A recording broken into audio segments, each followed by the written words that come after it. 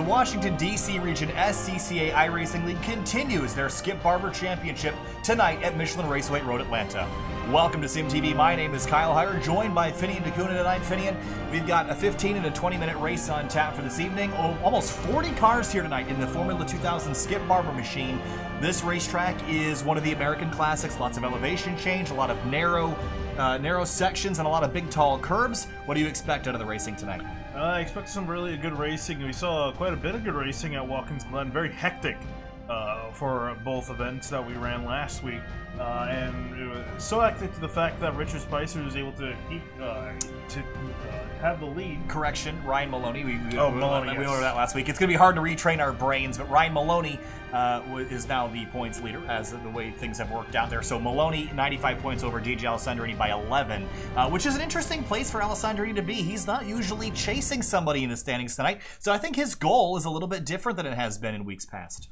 Yeah, and so he's going to have to try to get himself on the some good footing here because he's running out of weeks now, slightly on the back edge, but still definitely within a shot of getting the points lead back. Same thing with Ken O'Seal, He's only 5 points back from Alessandrini, so he's very much been in the game. Gibson and Johnson are looking a little bit too far back to really do anything at this point in the season. We could see them potentially come back, but it's going to be pretty hard to do.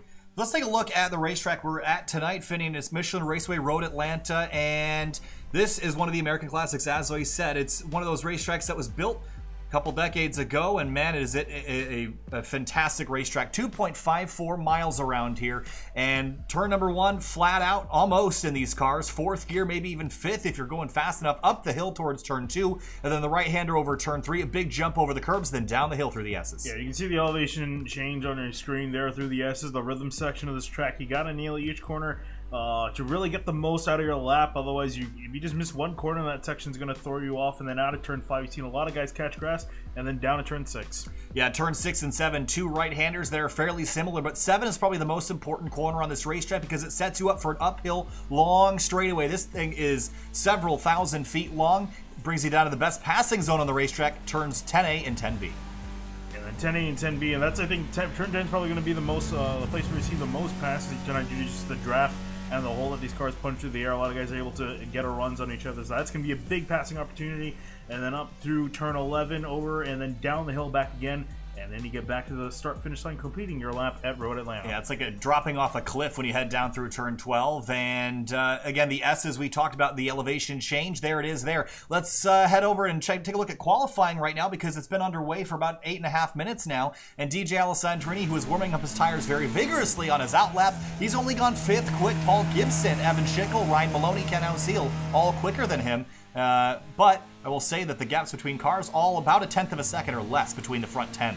Yeah, I think Alessandrini was really looking at he took quite a while to really put his laps in. I think those guys that ran the laps, they put in all 3 that they were available to. Alessandrini is now currently on his last lap, so we should expect to see him jump up the order. A couple of drivers that I'm seeing that I'm not super familiar with. Steve Mahler in the 49, he's on his qualifying lap right now. There are a couple new names kind of mixed in here. Don Manning didn't really have a great run in qualifying. He's about 4.2 seconds off the pace down in 31st. But Max King in this 32, how about a wild card sitting in 10th place? Is actually not in the race car right now.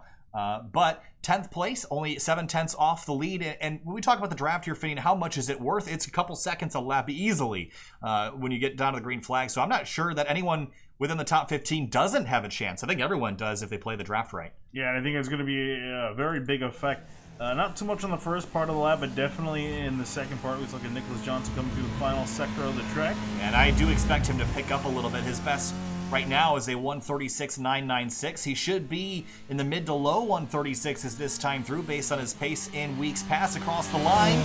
And that was a 136.420. That'll be good enough for, looks like 5th place. He'll bump Alessandrini down. Oh, was it a dirty lap?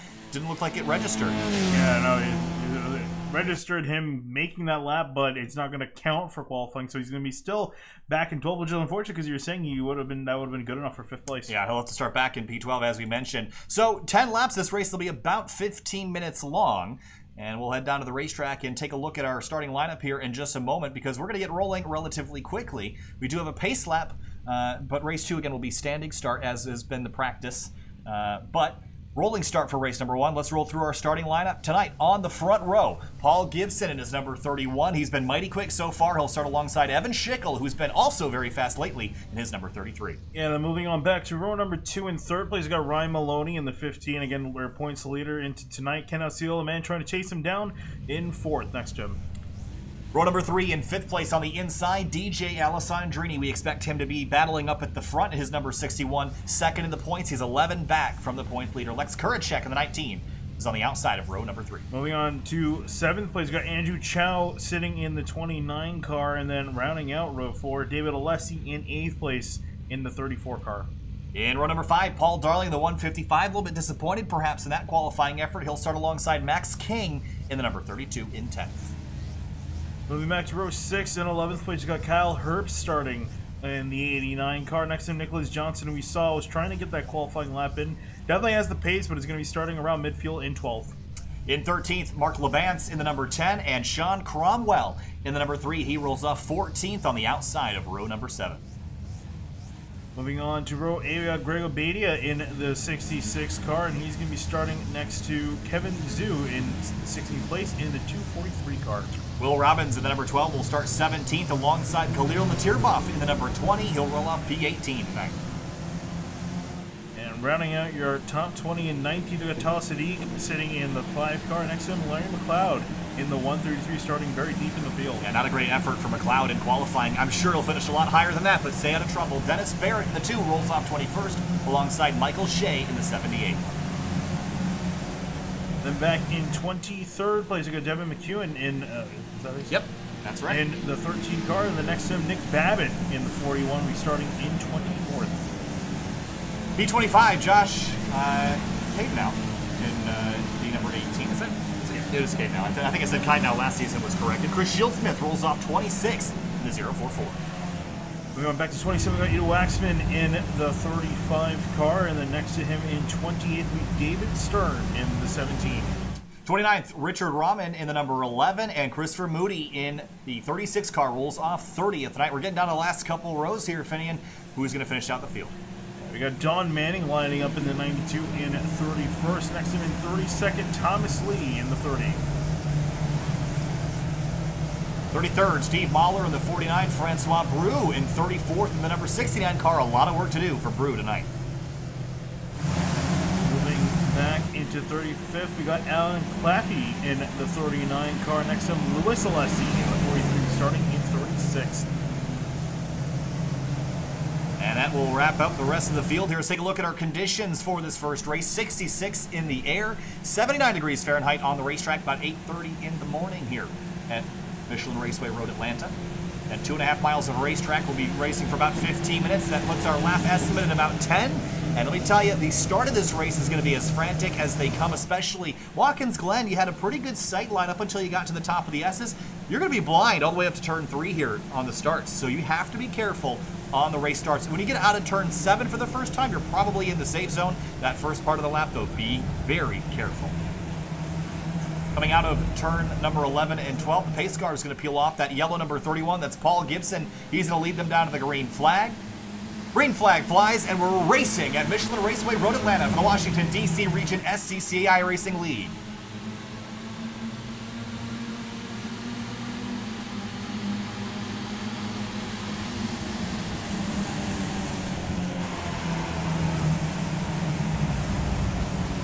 Whoa, car spinning in the middle of the field, and 2 cars together. One of them's Dennis Barrett, the other's the 32 of Max King, who was 10th at the initial start. And I think Kyle Herbst has also been looped around. Yeah, he's got minimal damage compared to some of the guys. He looks like he's just missing his nose cone and the wings dented, but looks like for the most part everyone else has gone on through. Yeah, a couple other drivers. Steve Mahler also stopped. Devin McEwen, Francois Brou, Louis Alessi. So the tail of the field's also had an incident. We're going to stay focused up front here as Paul Gibson tries to pull away. Evan Schickel right behind him, and Alessandrini 5th to 3rd on the opening part of the lap. He's going to be hard to beat tonight. Whoa, car way off in the background. That's David Alessi in the 34 car. Yeah, he's been able to avoid not hitting anything and still trying to get back onto the racing surface and trying to get the car pointed the right way. Well, he's trying to rejoin, and that's a tricky spot to do it because you're really where everyone is tracking out. So how about this battle behind? This is for about 18th to 20th place. There's Josh Caden. Oh, that's the one car up the lane. Michael Shea, Mark Labance, Richard Rahman, Waxman, and more. And Labance has some wing damage to the end of his car, so he's going to be struggling in some of the corners tonight. Khalil Tierboff has crashed on the straightaway, of all places. Paul Gibson has dropped to third, but the Tierboff was damaged right from the start. Now, did he... I think he might have cut through because he had damage from the early crash, so that's why he was jumping up the order. But he's off in the gravel pit now at the turn 10A corner. And first lap through, Evan Schickel leads the way. You can see the top 5 have broken away from the rest of the field. It's Schickel, Alessandrini, Gibson, and Maloney, and Henhouse Seal your top 5. Sean Cromwell is that white number 3, and Andrew Chow in 29. Bit of a bobble at the exit of turn 1. Almost went over the edge of the curb in turn 1. That's a very bad place to put your car.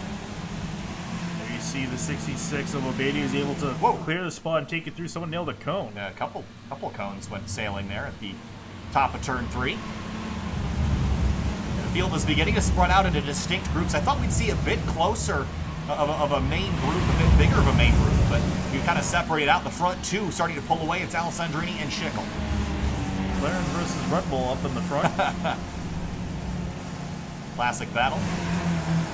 Al-Sadiq in the 5 is right behind Paul Darling. Are we just a bit surprised that Paul Darling not qualifying farther up the order? Yeah, and he struggled at Watkins Glen too. I'm not sure what. I'm as surprised as you are the last 2 weeks with the pace in the 155. He already has some damage. You can see to the nose of that car. It's a little bit loose.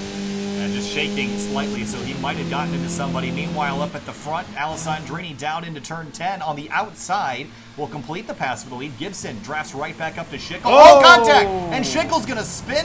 He saves it, but will lose a bunch of positions. Yeah, and I think more importantly, too, he's going to lose the draft. And there you see now the 19 of Lex Kershak and also Nicholas Johnson now trying to move around the outside in his 37 car. That was a very costly spin. Oh, no! More trouble for Johnson. Hard into the concrete at the exit of turn 12. Oh, yeah. And another car off. That's Lex Kuracek, so he's also stopped in this incident. So get another look at this from a different angle. But these front runners getting together. And was it Schickel on the inside, or was it just the 19 and Johnston that got together? I think it was just Johnson. I think he turned down a little bit too much. You got to let that inside car track out a little bit. I think he did. I think he didn't realize how slow that Kurashek would be on that inside. I think he was anticipating him to get more of a run. Oh, trouble for Alessandrini. Oh, does he have a slowdown? No, it's House. There's a lap car. That's what that is. But Houseel now 2 seconds back. He's the second place car. Then it's Ryan Maloney, the points leader. His goal tonight fitting is keep the gap close. We've got Andrew Chower out at the exit of turn 5. Yeah, the Oreo car was running well. It just hit the wall enough, I think, to take off his front wing. It's still on, but barely.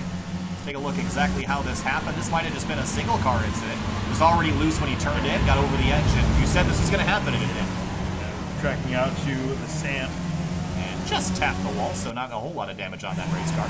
For third place, Paul Gibson's going to go by Maloney. Now, Alessandrini's out of the draft range here, but can they get back to him, or is this going to be a distraction? I think this is going to be tough for them to do. Unless they can organize and work together, which I don't think they will. I feel like Alessandrini might run away with this here. There's a 3-wide battle heading down into turn 10, and it's Will Robbins on the outside, Paul Darling on the inside, and 34 of David Alessi in the middle. That's for 8th.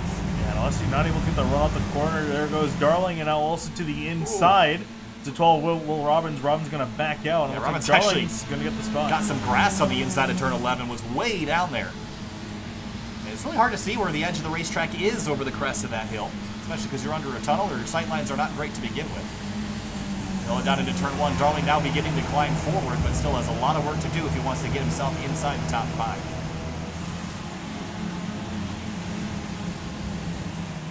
Big slide. And David Alessi is in the dirt. Needs to lose a spot to Robbins. They're going to run side by side down the hill, and someone's going to have to heat position. It will be the 34. No, he's not going to heat just contact! Yet. There they go! And Robbins is going to smash into the wall, send debris flying, and then more cars off in front of them. And that's Alessi just gathering it back up. But Robbins' car is destroyed.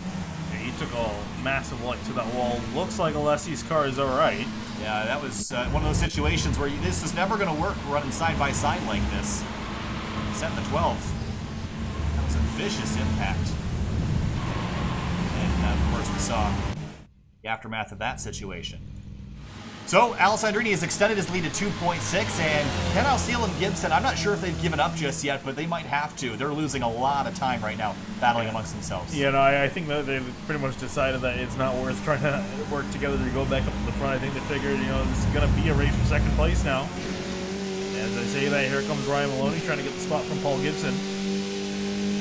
And he'll certainly have a run down into turn 1, but it's not a great passing opportunity because these cars are under compression. They like to slide around a lot. You know, one driver that is not here tonight is Kenton Cook.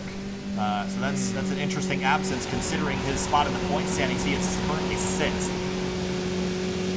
Going to definitely drop further down the order. Some of the other guys around him are performing pretty well tonight. This Ken Alseal takes a massive amount of curb. Yeah, that's turn 3. You kind of have to do that to make up time.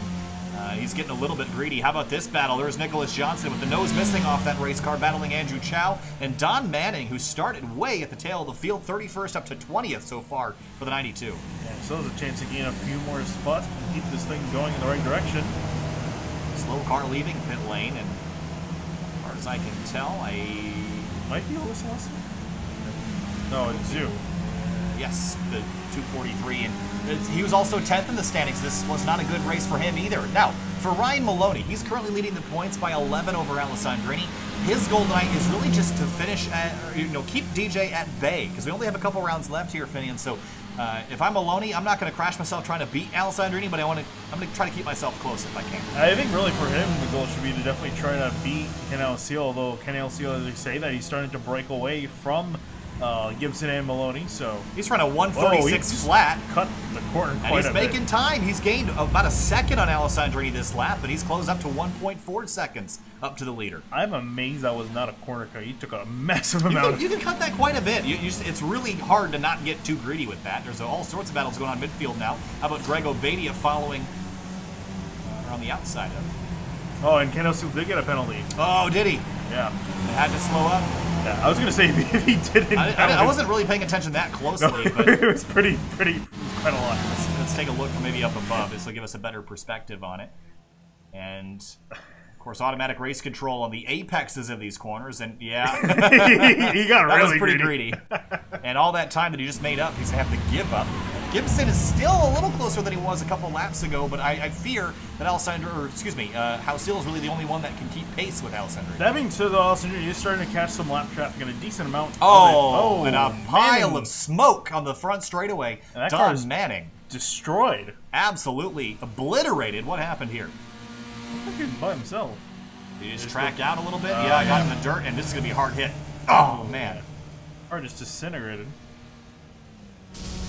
Here's another look at the impact, sending parts flying across the start-finish line. See the wheels bouncing, and that car's pretty much out of it, I'd say.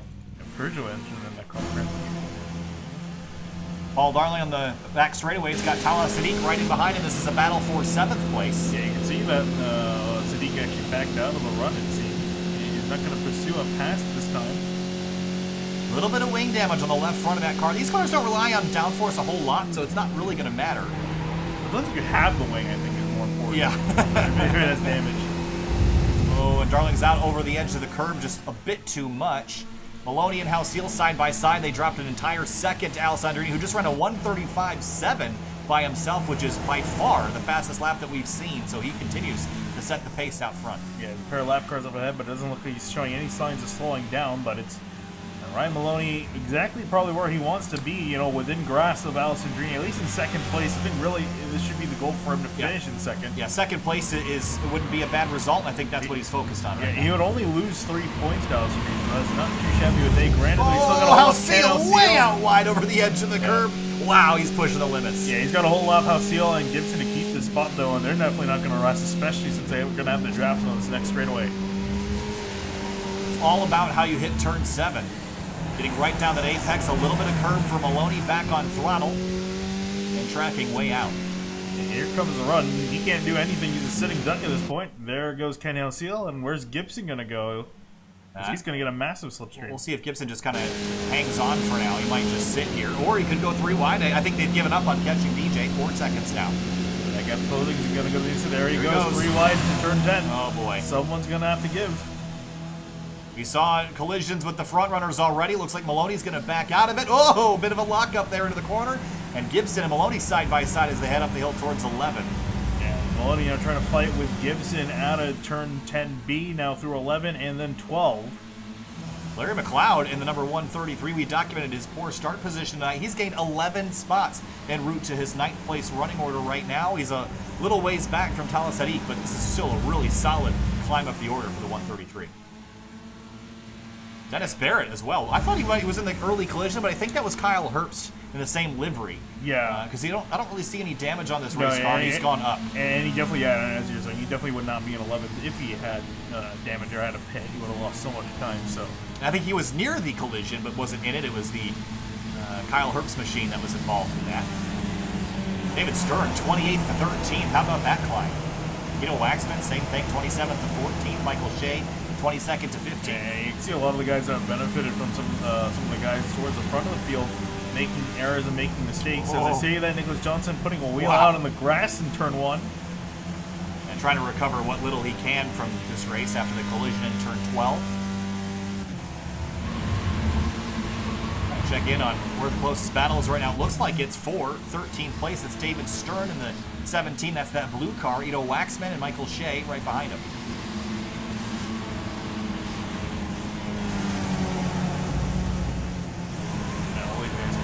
Right now. It looks like also Waxman's got damage to both his rear and front one. Definitely to the rear. Oh yeah, and certainly that's hurting a little bit, I'm sure, aerodynamically. And down the hill, this should be 2 laps to go this time, and as Alessandrini comes on through, but the battle right now is for second. Hausiel and Maloney nose to tail, pushing every boundary they can. Not on board.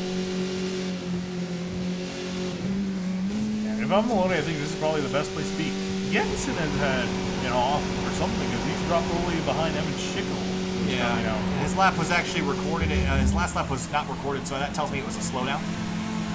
So that is most likely what happened to Gibson. And we have time, I guess, to go back and take a look at what exactly happened to him. But my guess is I'm not sure if it was before this or after. Might have been before because I think he might have come across the line with that. Yeah, I'm not gonna waste the time going back there. We did just see another slow car come to a stop. I think it was Nick Babbitt in the 41, so he's had an issue. Now let's go back and quickly take a look at that. This was down into turn 10 all by himself, just locked up. Yeah, we've seen that a lot of times at Road Atlanta. Yeah, too hot. Didn't get beached like a lot of people at Road Atlanta, but looks like he's just gonna call it a day. So. 52 seconds left in this race. That means we'll have white flag next time by for DJ Alessandrini. He's out front by 5.2 seconds. For second place, though, the battle is on into turn 10. Here comes Maloney to the inside. I feel like he might have made that move a little bit too prematurely. He's still got another lap to go, but he will definitely get the spot over Hausiel. I think Hausiel pretty much just let him have it because now he's going to be lining with the catbird seat. Paul Darling and Sean Cromwell, they're racing down into turn 10A and 10B. And whoa, again, man. Big cuts, and driver, every lap you're getting a bit more greedy, and sometimes it bites you. And how about this group?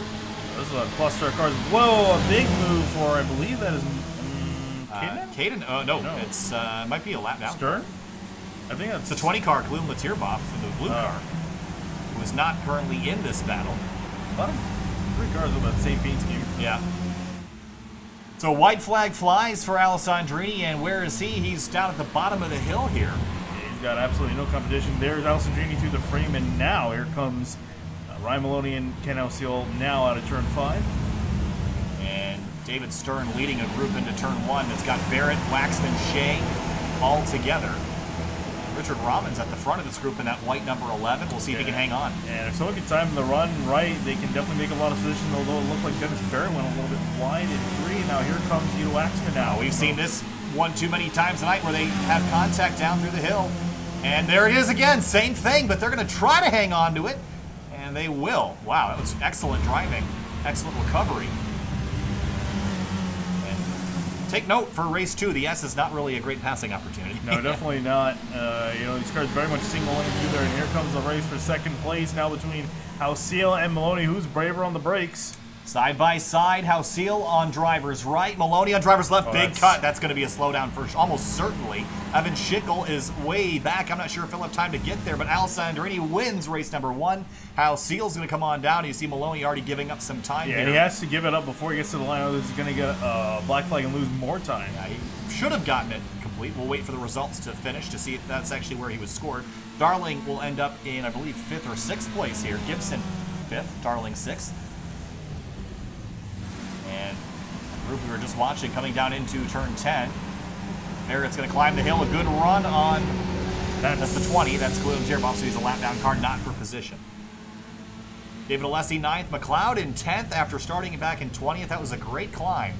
Car off in the background sliding. That was Richard Rahman in the 11. The last car on the lead lap showing is Alexi Kurashek. Yeah, he's got a little ways to go. So we're going to show you the unofficial race results here. It does look like Maloney was credited with 3rd place, so I think that takes out the question of whether or not he got that penalty served. But DJ Alessandrini got out front and never looked back, so the importance for race 2, don't let the leader get away. Yeah, definitely, and you saw as soon as Alessandrini did get away, he just completely took off, and the 3 guys were pretty much just fighting amongst themselves at that point. And no shot at trying to get back to them. You can see there 1 lead change is all it really took between Alessandrini. I forgot who he actually passed for the lead. At the time? Yes. It would have been, don't know. There are a lot of drivers up front cycling around. I do want to go back and take a look at the start collisions because there was more than we had a look at. So we are going to go back and take a gander at the start of the race. So, as always, the starts proved a little bit challenging tonight. And here is a look at what happened. I think it was Kyle Herbst kind of in the middle of it. I don't see where he was. Ended up 25th in the race. I think he was the car that got moved around. Where he got hit. That's what started all this chaos. Cars kind of everywhere. And then the tail of the field, there was another wreck. Shieldsmith got turned around, and the Tierboff was already damaged. Evan Zoo started from the pit. Steve Mahler was the one. There was a lot more cars off to the left side of the street. And Alan Claffey kind of picking his way through and just got clipped right at the end there. We'll go back and see Mahler got into this. Oh, man, there was a really heavy crash at the tail. That was a 43 that came in there in a Ferrari paint scheme. So it was up the road as the green car, Christopher Moody. They're the initial cars that got together. Then Mahler. Wow. Whoa. That's Francois Brou in the 69 getting airborne. We'll take another look at this from a slightly different angle. But you already see those 2 cars up front. They get together. I think these guys are distracted by that. And the 69 comes into the frame, and you're going to see him get significant air off this. And see the spinning 49 of Steve Mahler. And up and over the top of the 44. What a ride. And we'll ride on board with him at full speed here to get a idea of what it was like on board with the 69.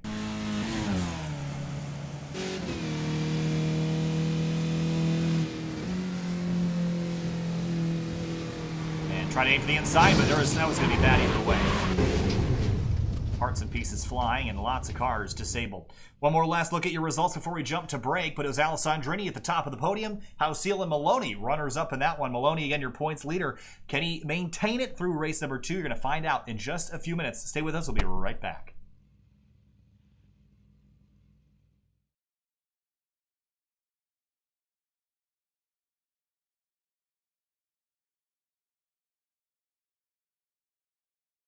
Would you like to have a career in racing, and if so, what would you like to do, Dale? Well, I want to be a race car driver someday. That's, it's all I've ever known, racing.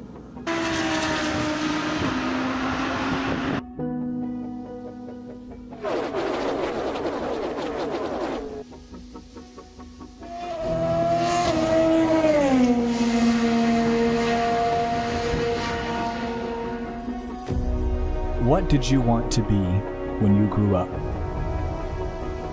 So many people live a life of what if. Go to school. Go to college. Get a 9-to-5. This is how we support our dreams. With a safety net. Because we're unsure about taking a leap of faith. Because we're afraid.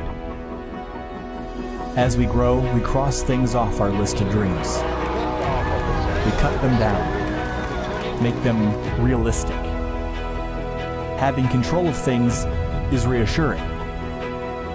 But for some, the rush of being out of control is what gives them life. Some say racing cars is reckless. Maybe they're right. Out of bounds isn't just cheating, it's cheating death. Football fields made up in seconds. Decisions made in instants.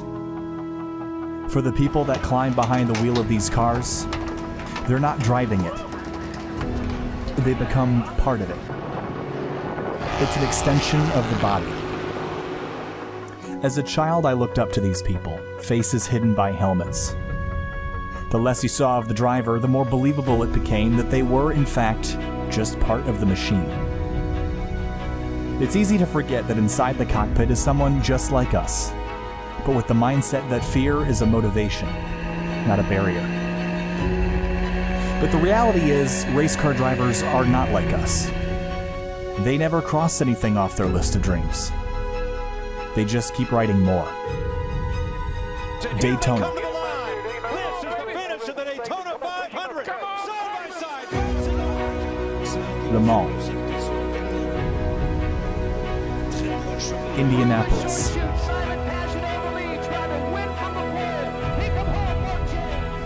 Monaco.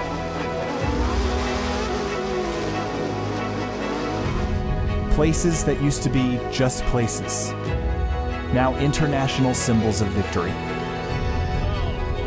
To those that enjoy the spectacle of racing, the 2 feet of concrete and steel cables are a wall between us and them, between sitting in the grandstands and standing in victory lane. These same walls are a stark, immovable reminder that racing drivers put their lives on the line for the sake of the thrill and entertainment. Despite the risk,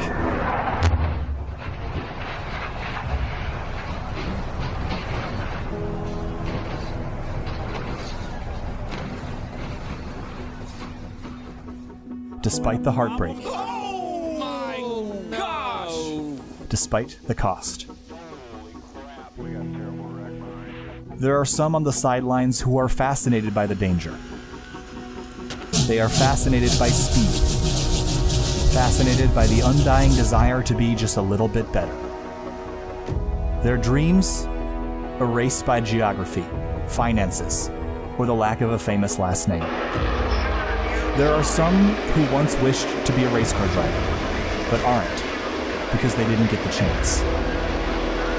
And they thought they'd spend the rest of their lives watching their heroes on television, or from the other side of the fence. They thought it was impossible to climb into a race car, so they crossed it off their list. But it's not impossible. There is a ticket to the other side of the fence. For those who want it bad enough, this is your chance.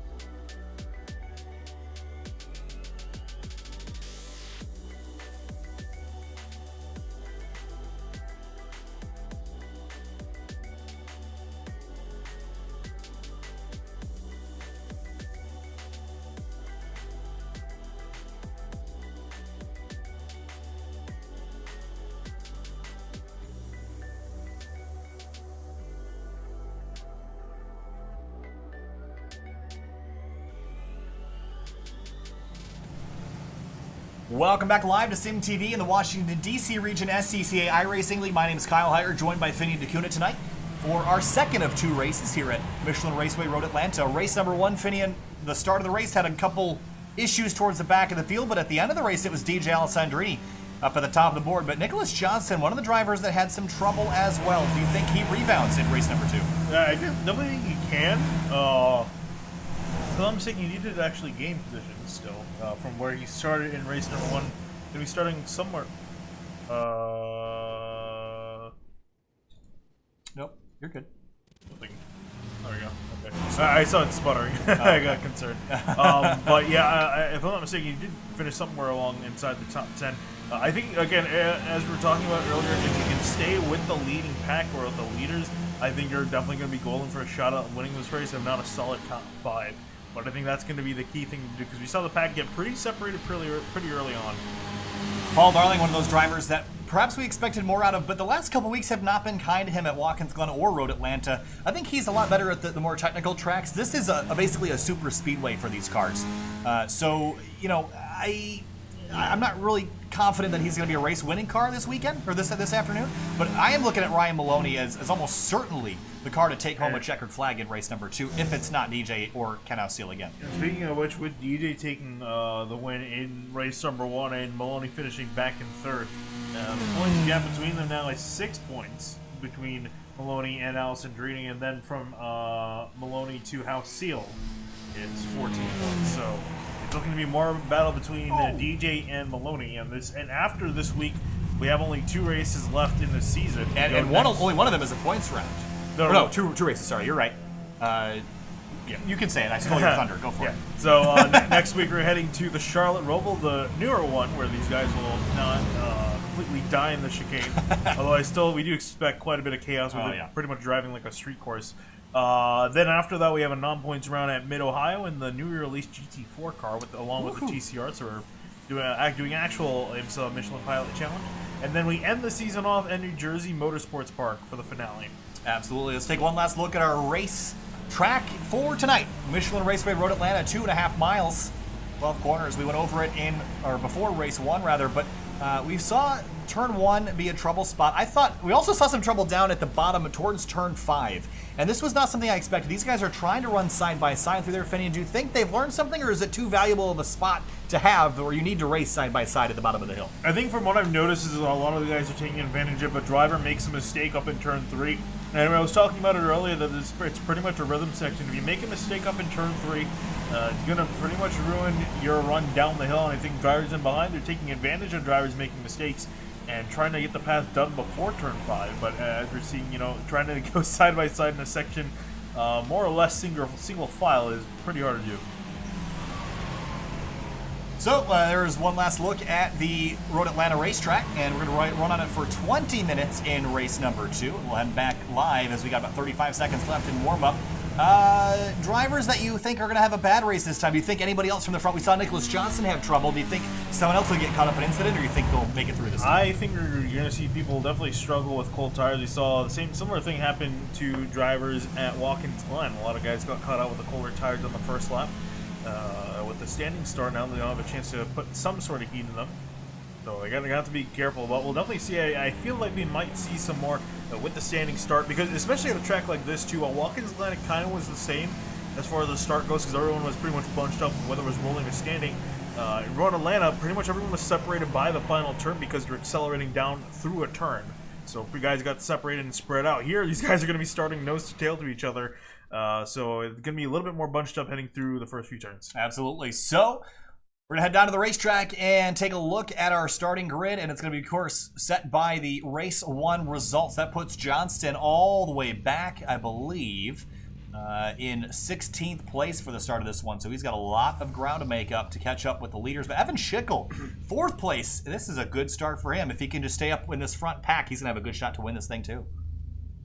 Yeah, we saw he definitely had the pace, and unfortunately just actually he got punted, I believe. I think it actually might have been Gibson that gave him a little bit of a shunt down into turn 10, and that was pretty much the reason why he lost the leading pack.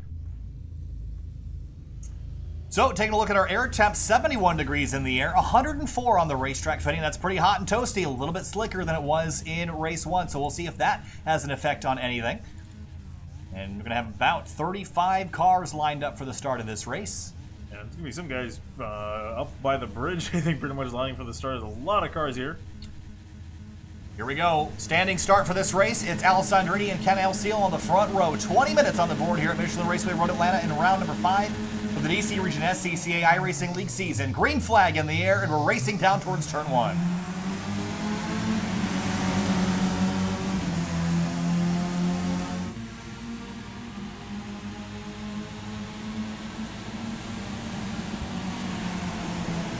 Or 3 and 4 wide towards the tail of the field. I'm not sure we can get through here. Some guys already spun out down to turn big 1 mess, and more chaos cars. yet again. Everyone did a pretty good job missing that, although there is a very slow car. That's Max King again. Second time in a row on this initial start. These had problems. Now down through turn 5, the rest of the field has snaked away. It looks like there's a bit of a check of the, looks like in behind Gringolfania, but other than Whoa, that, everyone's wow. made it out okay. Lots of cars slipping and sliding. Oh, and we've got one off Talas Sadiq at the That might have exit been of the turn car you 5. were looking at. What's that? That might have been the car. I think you it were looking was. A big slide for a red car, and that's what led to that big stack up towards about 25th in line. That's what we're looking at right now. And the start of this one, frantic as always. Up to the front of the field, it's Alessandrini trying to break away from the pack. He's got a second lead over Evan Schickel. Schickel within draft range is going to try to keep Alessandrini within touch, but DJ trying to break away from the field so he can do pretty much what he did in race number 1. Yeah, now these guys have to focus. They have a big group of cars, and they're all very fast, but they cannot let Alessandrini get away. You will get slowed down here when you're running in a pack. The draft is helpful, but you have to back out to avoid running into each other all the time. They end up losing pace, and I'm worried that they're going to do that same thing that they did in race 1 and let Alessandrini slip away. They're side by side down through turn 12. Yeah, and they're going to both kill each other's momentum here. Schickel and Gibson go side by side through turn 12. Schickel a big little bit slide. sideways. Not enough heat in the tires yet. And Here goes Maloney up Maloney the middle, Wow. 3 wide Power for move. second. Big slide again. There's still not a lot of heat in the tires, so they're having a lot of angle, and Maloney's off. Can he hang on? The boy. points leader in trouble at the exit of turn 1. He's able to get it back on track. However, he's going to lose some time. Schickel way over the inside curve in turn 3.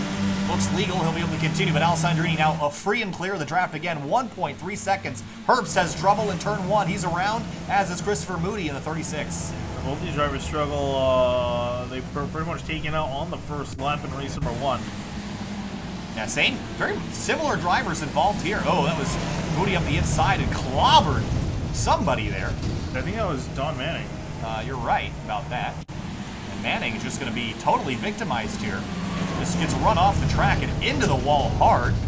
And more cars into the picture. He would have been okay without that damage, but Yeah, and 32 of Thomas Lee also slid into there, and he collected terminal damage as well. yeah, it's just trouble. Turn 1 has been the most tricky part of the racetrack so far tonight. Big line of cars behind Sean Cromwell. That's that white car. It's Larry McLeod second in that group.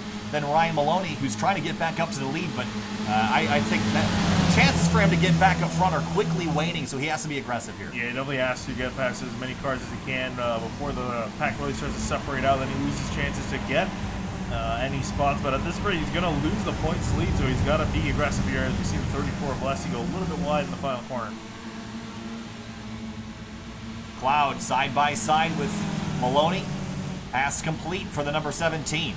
Yeah, looks like Alessandrini is completely clear. It looked like Gibson was still railing him in by a few hundredths of a second down the straightaway, but now he's Darling's off. officially clear as Darling out in the grass, and we saw, this looked like his chance to really get a good solid finish, but now he's going to lose the leaders yet again as he gets into the grass. And Maloney sees the opportunity to be able to. He can use Darling as a way to split the group that he's in and the group that he needs to get to, so he can draft up to the 155. That's going to help him a lot. But Gibson on a mission. Oh, big cut by Alciel. Down the turn 5 inside curb. These guys continue to fight hard for the lead. Cromwell, McLeod off in the dirt at the exit of turn 5 will lose the spot. Yeah, that's really close. He's playing a chicken on the wall there. See how close it actually was. He was off in the dirt there, Finian. Definitely flirting with it. Right on board. And just didn't quite get turned in. Watch this. Ooh, that's why they put that rumble strip there. Not one you want to be using every lap, I'll tell you that much. Michael Shea, Kevin Zhu. This is on the back straightaway for 14th. So Zhu start from the pits in the last race, but here he is on the grid. Well, was on the grid for this one, inside the top 15. Up the road a little farther, McLeod and Alessi for 9th. So McLeod's going to wrestle a spot away, although Alessi not done yet. No, wow. Yeah, McLeod had to back off because he couldn't maintain that radius too far. Tight. They get together. 3 cars smash together, crash at the bottom of the hill. Blind corner in turn 12, and everyone scatters to try to miss it. Yeah, McLeod and Schauer are going to have to call a retirement. Both got wheel damage, it seems. Oh, man. And this is just the worst case scenario. He's got 3 cars all going for one spot, and they just get together. There's just not enough room. Wow. Gonna hurt in the points for those drivers. Hausiel and Gibson have traded spots. We'll see if Hausiel can run him down. He wasn't able to in race 1. He got close and then had trouble in turn 10A, ended up cutting the inside curb and forfeiting some time. Yeah, I don't think he's going to be able to. Tried his best. I think they tried their best in race number 1, weren't able to get it done. So I think they're going to have to settle for second yet again this race. Maloney has worked his way back up to 5th, and he's got Paul Darling dragged in behind him. Maybe they can make up some time on this front group. Mark LeVance, I think, has had trouble. Down at the bottom of the order, he's reset back to pit lane. This is at the exit of turn 5, and impact into the wall, and significant enough to send the 7 car back to pit lane. Just again, didn't get turned in. And these cars are already really on edge in turn 5, and all it just takes a little bit of that dirt off, or the sand off to the side of turn 5. It's pretty much unrecoverable. As you see now, Nicholas Johnson, Maloney, and Darling going at it. This is all for 5th place. Now 1.3 seconds behind Evan Schickel for 5th. They're side by side through turn 12. Going to get real tight on exit. We saw Johnson get collected in an accident here last race. This time he'll survive it, at least for another corner. Yeah, the 17 and Maloney too took some grass contact in turn 11, trying to get to the inside in contact. As you're seeing down on the front straightaway, Maloney's still not giving this up. He's going to try to almost clear Johnson. Johnson back on the outside now. Wheel to wheel as they head to turn 3. Someone's going to have to give here, will they? No one wants to. And they're still side by side. I don't like this at all. Darling sitting in behind, just waiting for the inevitable contact. Johnson gets cleared. Wow, that was tight. Either driver wanted to lift. Johnson had to at that point. Balancing over the curbs. 17's out in the dirt again. Pushing the limits of Michelin Raceway Road Atlanta is usually a very costly endeavor if you make a mistake. Dragging a wheel. He's dropping wheels everywhere, trying to get as much as he can out of this racetrack. And now he's going to try to set his sights on Evan Schickel. It's going to be a tall order, though. They got to make up 3 seconds on the guy's head. I'm not sure that they're even going to try. And actually, looking at the gap, it's dropped for between Hausiel and Alcindor. He's actually dropped from under 2 seconds. Yeah, so. Ken's able to reel him in. He just can't make the same mistake he did last race. That's how they ended up losing DJ entirely, is when he cut the corner down here at turn 10A, and he will not do it. He was very safe that time to prevent that same situation. Behind him, Maloney and Johnson trading positions again for 5th.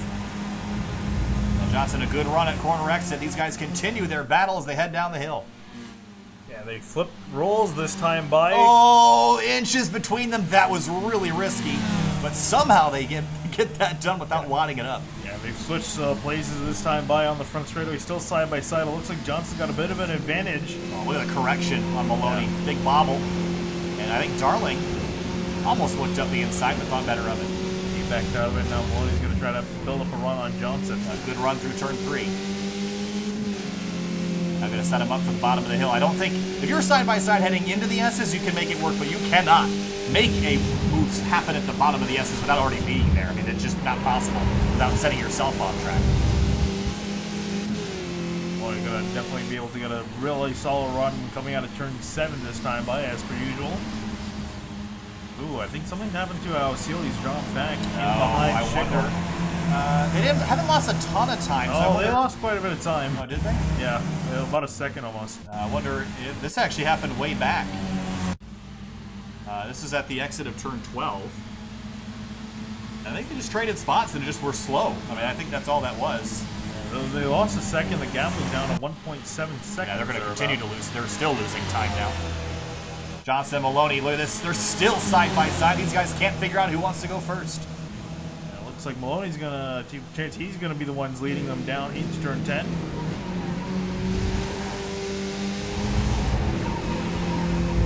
They run again, using every inch of rumble strip at track out. Those are rough ones out there. That's a big curve. Down to the apex at 12. And I bet you we'll see him drop out to driver's right. No, he's going to stay in line, interestingly. Oh, trying to give him a bump draft. Or, I guess, These cars don't bump draft very well. Trying to give him a wing draft, too. It's like trying to push two pencils lengthwise together. They're just too narrow. Can do it, but it's extremely hard to. I wouldn't recommend it. 10 minutes to go. We're halfway through race 2. Khalil Matirbov in the 24 is up to 12th place. He had trouble in race 1. Started 28th in race 2 up to P12. Yeah, slow climb forward for Matirbov in this race. Looks like he still has a chance to gain a few more. He's got Rama ahead of him. Well, Zoo. Kevin Zhu, another driver that he started from the pits in race 1. I'm not sure if he missed the grid or did it on purpose, but he survived and lived to see another race. Didn't end up finishing very well in that race, but up 20 spots in this. Yeah. This has been a great race for Kevin Zhu. Yeah, gonna look at getting into the top 10. He can hold on to this place for another 9 minutes. A little bit wide of the exit at turn 7. Dropping a little bit deeper in the field, Will Robbins and Dennis Barrett. Both drivers that ended up getting involved in minor collisions. And also you see Barrett already has been in a minor one in this one as well. Nose cone barely hanging on that machine. I love that damage model. It's so cool. Well, the triple trio, Johnson, Maloney, and Darling, 5th, 6th, and 7th, they have not really been able to make inroads on Paul Gibson in 4th, but Hausil has begun to track down Alessandrini again, and he's catching him at a rate that would catch DJ by the end of this race, but he has to not make the mistakes that he's been making. Yeah, he's got to also make sure that he keeps the guys in behind him, otherwise they're going to lose more time. But yeah, I'm actually surprised he's able to rebound enough, but I'm just curious if it's too little too late.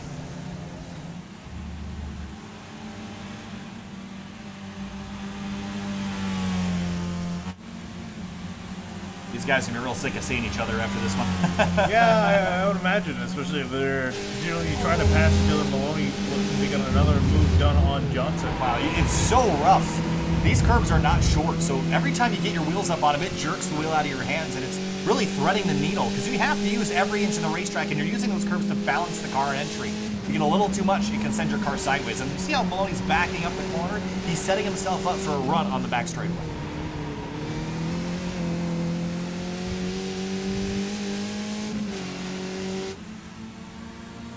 Out front, though, no challenger for DJ tonight. And we were concerned about his pace in qualifying earlier. By himself, I don't think he was the quickest driver out there, but once he gets the clean air, he's gone. Yeah, though, again, I wouldn't entirely rest on his laurels because Hausil's still catching him ever so slightly. Last time by, the gap in their lap times is almost 0.3 of a second. This time by, I think it's going to still be a little. It's going to be a little bit less, but still under the advantage of Hausil. 136.2 last lap. We'll see what it is for DJ this time. Another 136.2. Very consistent, but for Ken Hausil, a 136.1. There's another time. If he can get within about... that was his best lap. Yeah, if he can get within a second, I think that he'll definitely be able to get up to Alessandrini and get that draft. But until then... Oh, man! Big slide on the entrance to turn 3. You can see that he's definitely pushing the issue here, trying to catch up. He knows he has a chance. Is he going to push too hard, though? Johnson and Maloney, they've been pushing the whole race. Down the S's. Uh-oh. Yeah, that's physical, physically as well, because especially down through here. I'm amazed he hasn't punted Johnson. He's gotten so close on it. They're very confident in each other's abilities, I'll tell you that. And Paul Darling has been quite patient, sitting in 7th. How about for 17th, Nick Babin and Kyle Herbst? This is side-by-side through turn 3, and Herbst gives a ton of space for Babin, but Babin's not there to fill the hole. Here comes Will Robbins. He had a backfill, got to kill his run heading down the S's. Probably running in 19th, started in 24th, so a small amount of position gain for Robbins. Yeah, when you have drivers like Kevin Zhu from 30th to 10th, 5 or 6 positions doesn't seem like a whole lot. Still a good race, but certainly Zhu had a heck of a start. That gap's expanded now. Yeah, again, it's so difficult to catch someone that's as consistent as Alessandro. And he threw oh, big cut again. That's not going to be a cut, but I think, yeah, I was going to say, you got away with it that time, but he's really been floating with that particular corner 10A. It's so difficult to do that every lap right on the edge of the penalty and not get it. You also see a little bit of wing damage to the curbs. You see how Seal has been using them and kind of bashing the underside of the front wing, so he's really pushing the car. Jickle up the inside for second, pass complete. No, he did actually get a penalty, or if he just I think they're just doing this strategically. Or not. I believe that 2 seconds ago before he started looking back up the inside, but 5 minutes to go. Tierboff and Zoo in turn 1. Ooh, he backed up last second. Here comes Richard Rahman in the 11. Might be Roman. I'm going to get corrected for that probably later. Down the hill, Zoo in the 243. Started from the pits in race 1. Didn't finish very well, but he's had a phenomenal race too. Running just outside the top 10 at the moment. Oh, Roman way out on the edge of the grass and gets it back on course just in time to avoid that wall. Reminds me a lot of Watkins Glen's turn 1 where the wall juts in right at track out.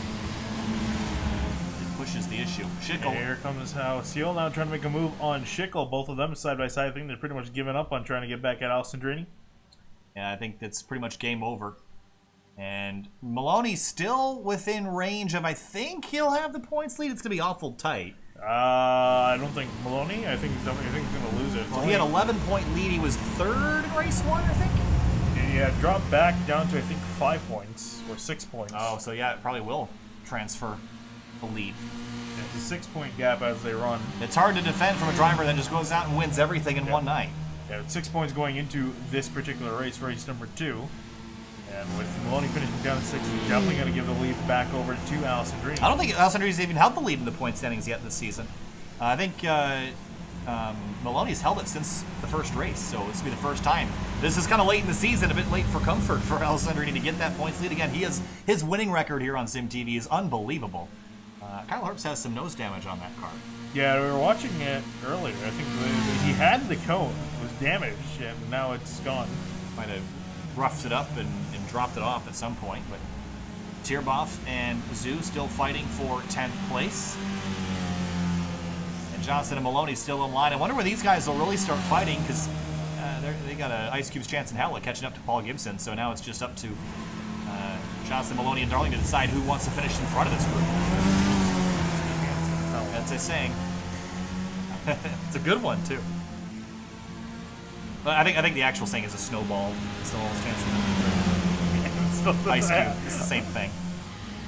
A snowball is just a really soft ice cube, an ice sphere. I've heard a chance in hell like just that. I haven't heard anything before than like an ice cube. Think about it. It's a cold thing. thing. No, it does make sense. It makes sense. You've never heard that before? No, I haven't heard that one. Now you have. Consider yourself enlightened.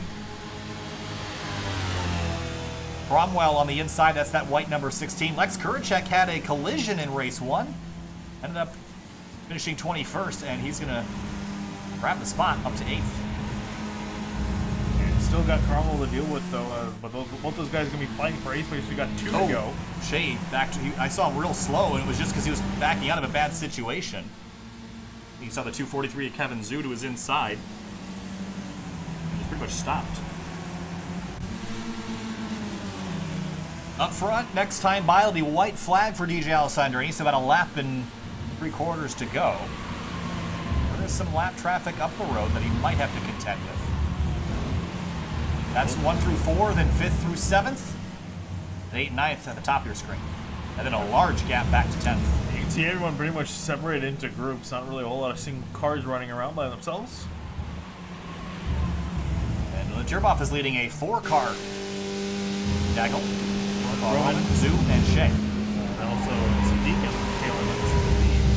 Yep. 2.6 seconds back. Oh, okay, he's the next one. I don't know what you consider at the tail end of it, but I would consider that at the tail end. Oh, Herbst and Alessi. Oh, that's going to get real bad. Wow. That was an interesting way to make a move. I don't think Alessi wanted to give Herbst the outside there, but you know, Herbst made him. That really puts race control in a very tricky spot for him, because they allow you to race out there at the exit of the curve, but I don't really consider that fair racetrack to make a pass on. Let's run on board with Kyle Herbst. Making a pass at the exit of the runoff is often a very dangerous maneuver, and if there was a collision there, I'm really not sure how race control would rule that. Here's a look. Oh, so close. Either way, Alessi gave him as much room as he needed and no more. And still guys side by side down the back straightaway. This is the same group, Alessi and Herbst. Alessi takes it back. And this time, DJ Alessandrini collects the white flag. He's already down at the bottom of the hill. Ausiel has closed to 1.5 seconds. That's still too far to make up in one lap. If he had 2 laps to go, as he takes a massive amount of curve going through turn 5, if he had another lap, I think he definitely could have had a chance of getting to Alessandrini, but no shot now. Through turn 1, Herbst and Alessi continue their battle. I wonder if we'll see something similar at the bottom of the hill. This time, roles reversed. Alessi backed way out. Last straightaway for Alessandrini tonight. He's been dominant, and it all came down to that first lap. Getting away from the field is what he's been able to do. And these cars do not, I mean, in a Miata you might be kind of stranded, but in these cars, if you get out front, you're gone. Yeah, as you look back right in behind Alessandrini and Schickel and Ausiel going at it for second place. Into turn 10. And Ausiel crossover, but DJ Alessandrini comes down the hill. He is going to win both races tonight. Dominant performance by the 61 car. For second place, Schickel, Ausiel, Gibson, all dueling at the end. But it's Schickel, Ausiel, Gibson in that order. Now for Johnston and Darling. Uh-oh, Maloney's gone around. Huge implications. And the car is and destroyed crashed as well. So he's got to limp this thing back around for a few more turns, but I think his points lead definitely gone. Devastating collision. There was another car parked there as well. And there's he just got passed by 4 cars. Oh man, that should be it. But that's gonna destroy him in the standings. Up, he just got passed by Kyle Sadiq right man. there, back into 13th. Kyle Herbst, I think, should be coming into picture, or nope, he's able to get over. 14. So what happened to Ryan Maloney, who walked into the night as the points leader? He was already damaged. He was damaged a long time before turn 10. Let's just see what happens when he gets here. He gets to the corner and the car just hooks. And that's when the tire completely breaks, but he received this damage somewhere else. And this might have been right here. That was Paul Darling. Was there contact? Oh, yeah, right there. That's what broke the suspension. And you're going to see it start to kind of wiggle and wobble, and right there, it snaps. So what happened? Why did these cars get together is the question. They're not really going to have a very clear angle on it. I think he was trying to make a move on Johnson. Did they come together? Did Darling swing left, or I think they it kind of looked like the other way. Yeah, they kind of meandered into each other a little bit. But damaged the 17 and broke the suspension, and that's going to put him down in 14th position. Terrible way to end the race for Ryan Maloney. But here's a look at your race results again. Alessandrini up top. Yeah, so another solid job for Alessandrini yet again, winning both the races in tonight's round. Schickel and Ausiel had a great spout, as well as Paul Gibson. I haven't talked a whole lot of him tonight, but very consistent up towards the front. We'll let these scroll through before we jump to break for a moment and talk to your race winner and a couple other drivers that were on the podium this evening. And kind of just looking through, Waxman, not a good run back in 25th, a lap down. Had a better run in race number 1, and then rounding out the bottom of the order, they see some guys. Drigo Badia back in 33rd. Caden now back in 35th. Yeah, that was a disappointing race for Caden now. But we'll be back in just a moment to talk to Alessandrini and a couple more. Stay with us.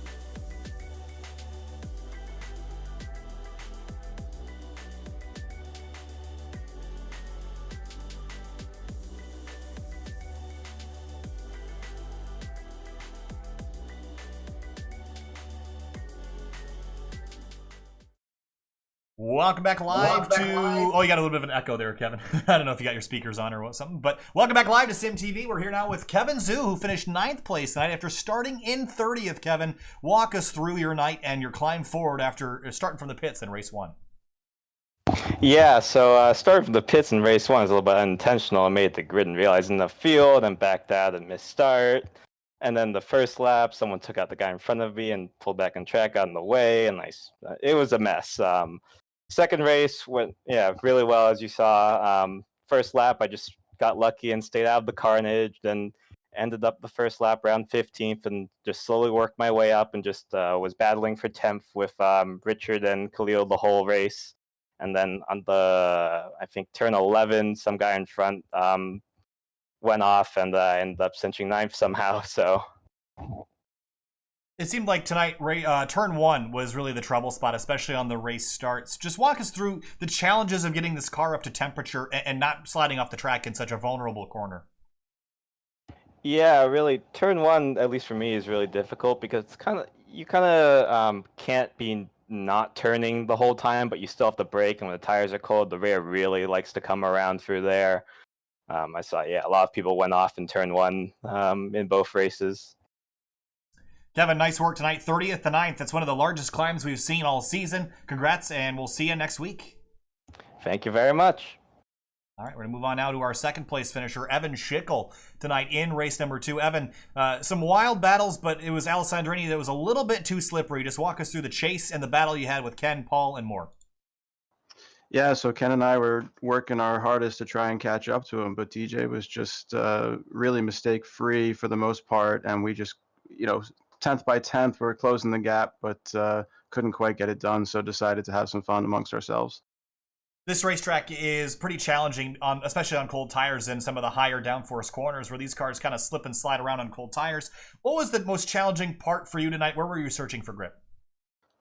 So the most challenging thing for me was definitely adapting to the conditions in race 2. I think the track temperatures were above 100, some 30 degrees warmer than the first race, and I probably should have made a setup change. The car was definitely much more lively on race 2.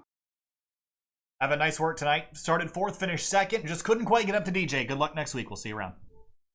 Thanks, Kyle. Absolutely. Moving on now to DJ Alessandrini. We've gotten really used to talking to DJ up here after winning some races, but tonight you walked in the standings 11 points back. You're going to end up with the points lead after winning both races this evening. And it was all about getting out front and running away. What was your how was your start, and how tricky was it to stay in front of Schickel, Halseal, and more? I mean, when I was in front, I really had to push hard because they were just outside of draft. So I was definitely pushing hard. I didn't get a lot of practice coming in tonight, so I learned a lot during race 1. Some fortunate circumstances for me, unfortunate for everybody behind me, is there was a little bit of chaos for second place, and it gave me a little bit of a gap to start experimenting and trying different things and figuring out this car track combo. And I felt pretty comfortable by like halfway through race 1, and then race 2, I noticed they were scrapping for second again. I made a good start on cold tires, and going down the back straight, I gave people the draft who I thought might fight the hardest for second place, and eventually that turned into me breaking the draft. And and then I just put in the fastest laps I could for the next 15 minutes. We head to the Charlotte Roval next week, and that's a big question mark for a lot of different reasons, but one of them is that it drives a lot like a street course, and the curbs there are so tall, and this damage model is a concern because of how easily the suspension breaks. Your thoughts and what you expect next week at Charlotte? I don't think the curbing will damage the suspension too much. I've actually never ran the Skippy at the Roval, but it doesn't damage the Miata, and the Miata is also kind of fragile. So I don't think that will be a concern. I do think that the chance of a colossal pileup is substantially more, considering there's nowhere to go with no runoff on each side. But I, unfortunately, will not be making the race next week. I promised my fiance we'd go to some show, and when I promised her I'd do that, it was originally a Mid-Ohio race with GT4 cars, so nothing involving with the points. And then it got changed around after I committed to her. So she wins. iRacing doesn't. Yeah. So I hope my good performance tonight can keep me in the points fight for at least something. But I don't think I'll be leading after next week, which is unfortunate. Alessandrini going to have some work to do in the final round of the season, but fiance is more important, DJ. So have fun next week, and we'll see you around. She's worth it. Absolutely. All right, thanks, guys. See ya.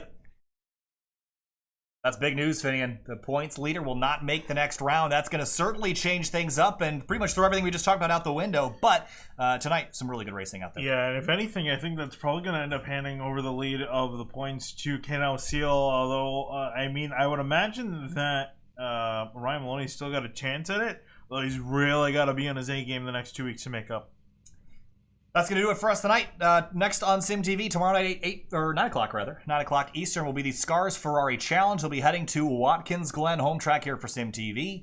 And then Saturday, Outsider Racing League action from Rockingham is where we'll be on Saturday night. Sunday, the Indy Elite Series returns. I don't know where they're going to be this week, but they're going somewhere. They are going to Milwaukee. Milwaukee Miles, so one of the oldest tracks in the country on Sunday. That's going to do it for us tonight. Thank you so much for watching. We'll see you later.